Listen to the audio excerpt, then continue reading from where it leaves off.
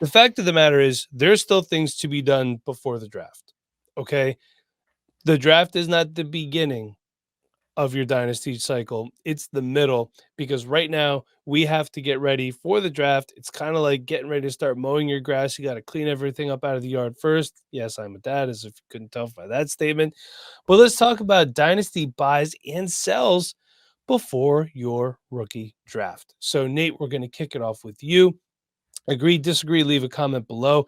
And hey, an even better way to agree or disagree, check out our Patreon free 1 week trial, patreon.com/Dynasty Rewind, week free on me. But Nate, who are you buying first?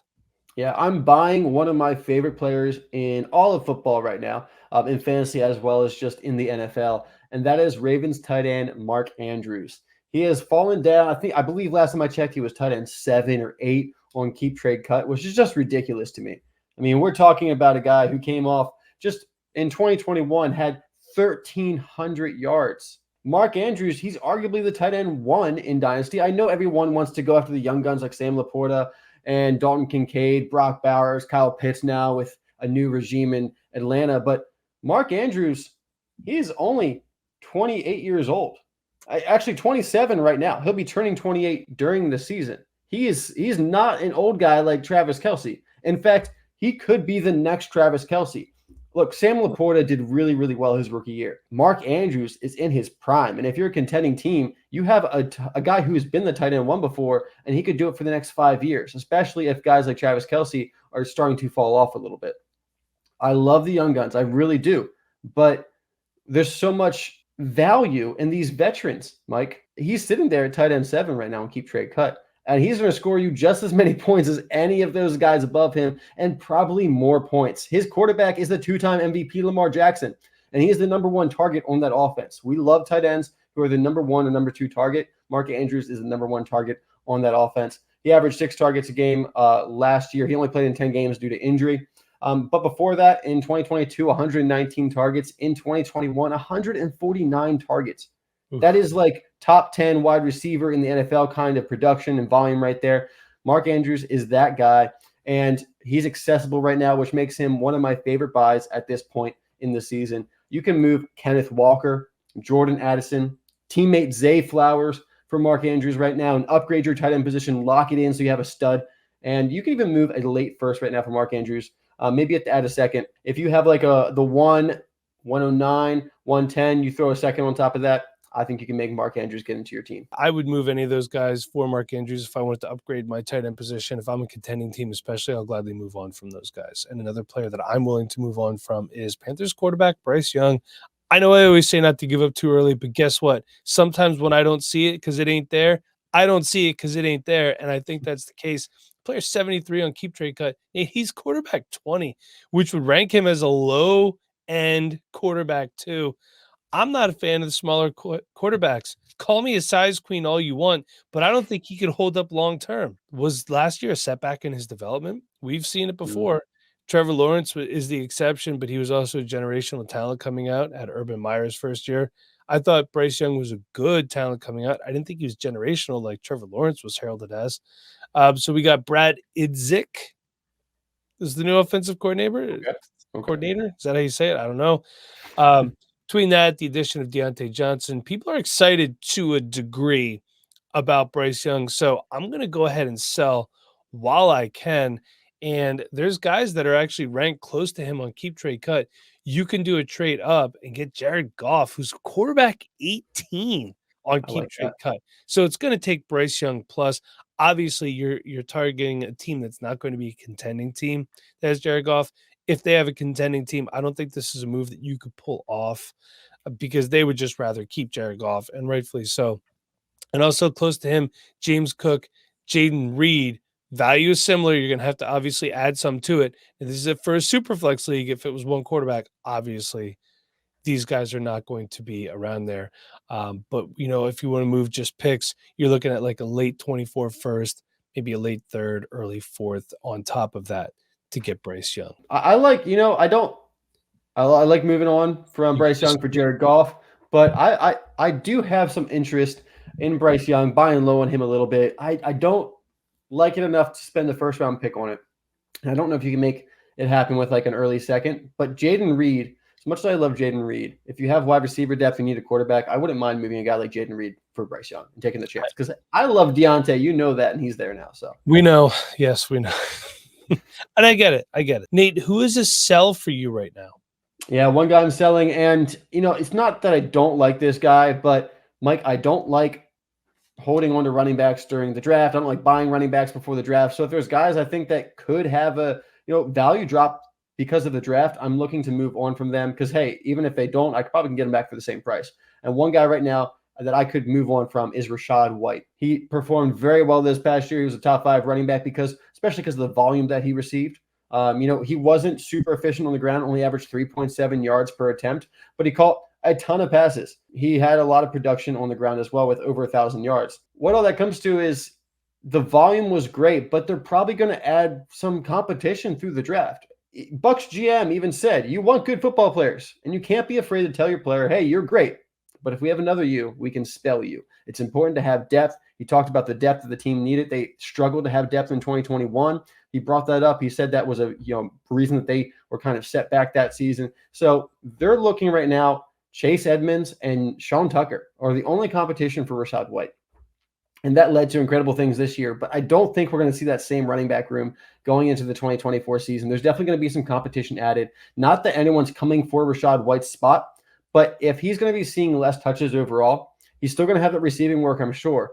But if he's not getting, those touchdowns on the ground, as much receiving work on the rushing work on the ground, I'm a little worried about if he has that same, top 5, top 10 ability for his production. So if I can move on from him now, he's going for, a late first round pick. I like to pivot to a different running back like DeAndre Swift, see if I can get something on top of it. Derrick Henry, see if I can get something on top of that. I think those guys will probably have similar, if not better, production this year. And with Rachaad White, he's got another year on his deal after this year on his rookie contract. He is already 25 years old. So I'm not looking to hold on to him going into a second contract. So you get 2 years left with Rachaad White.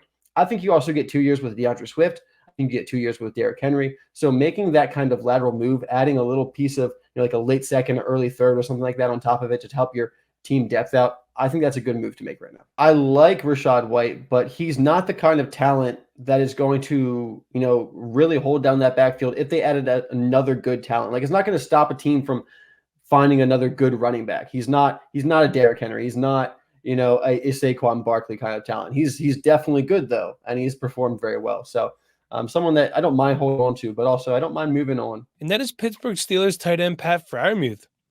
Right now on Keep Trade Cut. Again, this is all in Superflex format. Player 146, tight end 17. All right, here's why I'm buying. He had a terrible season last year. They got a new quarterback. They got a new offensive coordinator. Oh, but Arthur Smith was a bad head coach for the Falcons. Yeah, but he could also be a bad head coach for the Falcons and a good offensive coordinator for the Steelers and Titans. Both of those things can be true. I think he's going to be fine as an offensive coordinator and play caller. And look, Kyle Pitts had 1,000 yards as a rookie. I'm not saying that Pat Freiermuth is Kyle Pitts. I'm just saying that we've seen production from the tight end position under Arthur Smith. I did look back at the Titans. Jonnu Smith was a little bit ineffective, but I don't think that's so much of Arthur Smith's play calling so much as just Jonnu Smith being Jonnu Smith.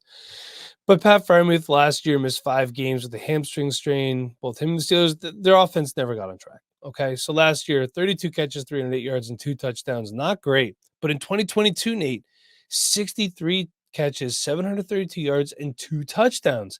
That's more like it. I'd love to obviously see the touchdown numbers come up. But Kenny Pickett didn't throw a lot of touchdowns. So No, there he did wasn't a not. lot of them to go around. And again, not saying that Pat Freiermuth could be Kyle Pitts, but maybe just to return to form. I mean, if he comes up to 70 catches for 800 yards and 5 touchdowns, and you're buying him right now for 24 mid-second, he's valued around Aaron Jones and Dontavian Wicks on Keep Trade Cut, by the way. Yes, I'll move on from Dontavian Wicks for Pat Freiermuth.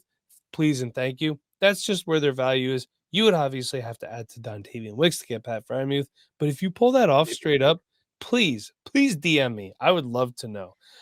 So Nate, you're more than welcome to touch on that or move into who your next buy is. I think this is a great buy. I think he's a great buy right now. I thought he was a good buy going into last season, but then he struggled with injuries and just lowered his value even more. I definitely bought into some Pat Freiermuth midway through the season when his value was really low. It has come up a little bit since then, but still much too low for where it should be going into this next season with Arthur Smith as the new offensive coordinator there and a quarterback upgrade. I have a question for you before we move on to your next one. Two guys we both liked, low plagued by injuries, especially this past year. Pat Freiermuth or Greg Dulcich? Pat Freiermuth all day. Yeah. And I was like, well, Bob as well, both huge Greg Dulcich fans, but man, I am concerned about Dulcich long term. I am too. I mean, just missing a lot of time his first 2 years, especially this last year, 3 catches for 25 yards. Woof. Also, for some reason, I don't know if he fits Sean Payton's scheme.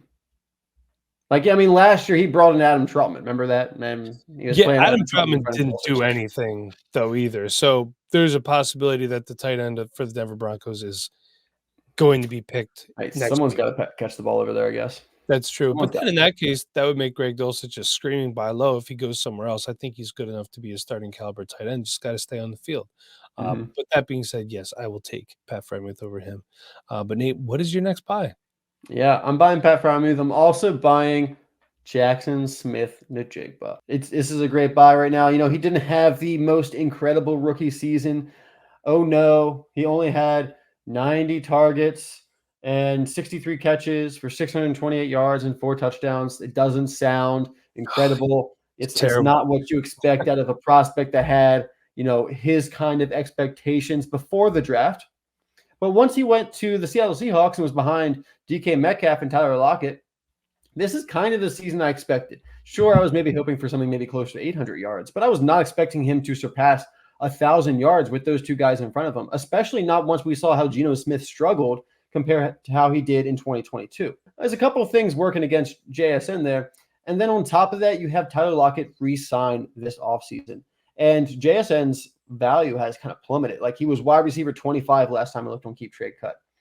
He's right there next to George Pickens, Jaden Reed, Deebo Samuel, all players I would move for JSN right now. If I need to add a late second or a third to make that a sweetener and make that move, I would do that as well. I have a lot more belief in JSN's talent and also his future moving forward. Even though Tyler Lockett's there, I think JSN, it's not going to take very long for him to surpass Tyler Lockett this season. I didn't think he would do it as a rookie.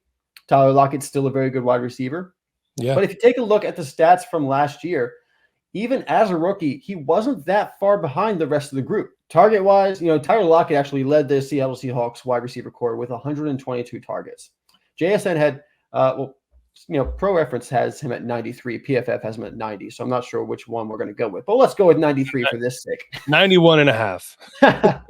He's only about 30 targets less than Tyler Lockett. Sounds like a lot. But if you look at it on a per-game basis, that's less than 2 targets a game, Mike. Yeah, true. Less than 2 targets a game. And then yardage-wise, Tyler Lockett did not reach 1,000 yards. He only had 894 yards. Correct. So, he's not head and shoulders above JSN. And we're looking at these 2 guys. I love Tyler Lockett, but he was 31 years old last year. And this is about the time that those wide receivers start to drop off. Tyler Lockett is a descending wide receiver. He's still good, but he is definitely going to be on the decline. It's just natural at this point. JSN, meanwhile, was 21 years old last season, 10 years younger than Tyler Lockett. He is ascending, and they've invested a first-round pick in him, even though a slightly different regime over there, still the same GM, still the same ownership. They invested in JSN for a reason. I think we're going to see these 2 cross paths and flip at least halfway into the season, if not earlier. I love these kind of wide receivers like JSN that still have good rookie years, and then they get that sophomore season, and then they really take off. It takes a little bit of time to really get into an offense, and hopefully their offense is a little bit better this year than last year. But I think JSN is definitely a rising asset right now, and I want to invest in him for prices like George Pickens, Deebo Samuel, Jaden Reed. Yes, buy JSN as well. I love where your head's at. And my last buy, the pod here, Nate's going to disagree, but it's okay because I'm buying Houston Texans running back Joe Mixon. He's player 110, running back 21 for a guy who is going to get some absolute work in Houston. Not saying that Cincinnati wasn't a good situation. I just feel like this situation may be better for him since he needs to free up some money because I don't know if they're going to pay T. Higgins or what. But Joe Burrow's making a lot of money. Jamar Chase, he's going to be making a lot too. I think Dameon Pierce is toast. I think he was a one-and-done type player. His rookie season, ever since then, he got hurt. He hasn't been the same. Last year, Joe Mixon, 309 total touches. This guy can carry the load. He's 27. This is a win now move. You might get him for a year or two, 3 tops. That's going to be pushing it. He's valued right now around a mid-second. I think you need a late first. He is a starting running back for a really good offense. It might take even a little bit more than that, but his value right now is around Calvin Ridley and Najee Harris. I would move either of these guys plus to get Joe Mixon. I like Najee Harris. I do. He's older too. He's not that much younger than Joe Mixon, and he has better competition than Jalen Warren. Yeah, I understand the move off of Najee for Joe Mixon. You could consider either one kind of 1-year players at this point. Najee's going to be coming off his rookie contract after this season. Yeah. So I see that move, especially for like a win now team. I would not be willing to pay a first, that's for sure. I think a mid-second is much better value. I don't think you need to pay a first either because he is 27 years old. I mean, obviously, he's not like a Saquon Barkley or something like that. Obviously, I will pay less if I can. I'm going to try. There's a couple leagues where I think he would fill a nice void that I have. So I'm going to try my best to get him as cheap as possible. I'll report back. So are you expecting Joe Mixon to be like a top 12 running back this year? I think there's a possibility that it happens. I mean, if he gets the workload that he got in Cincinnati, in Houston, I think it's very possible. Maybe realistically like the 12 to 16-ish range if he stays healthy. Obviously, if he stays healthy, that's always the deciding factor. If he stays healthy, he'll be higher than that, just because everyone gets injured up these days. That's half the battle of being an RB1 is just staying healthy at this point. Yeah, just show up and get about 10 carries a game, and you're going to be an RB1. That's all we got for us tonight. And you know what? Hey, summer's coming up. Free Patreon 1-week trial, patreon.com/Dynasty Rewind. Till next time, everybody. For Nate, I'm Mike. Thanks for listening.